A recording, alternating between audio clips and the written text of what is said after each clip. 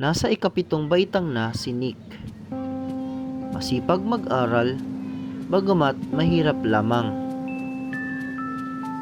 Madalas nga lamang ay may nararamdaman siya sa kanyang tiyan. Nagugutom na ako. Wala pa naman akong baon at pera. Paano kaya ako makakain nito? Hala, may naiwang wallet dito. Mukhang may laman ata itong pera. Kanino kaya ito? Kukunin ko na lang muna.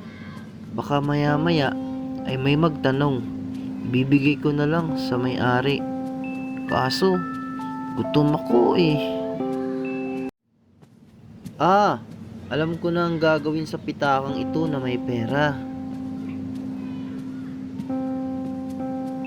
Nick, may nakita ka bang wallet? Nawawala kasi yung akin.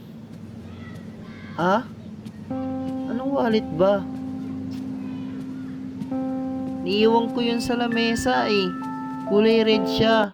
At may laman itong pera. May nakita ka ba? Ito oh.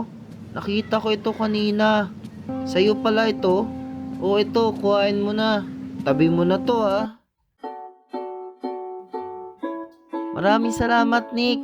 Bilang pasasalamat, ililibre na lang kita ng pagkain. Ang bait mo. Salamat.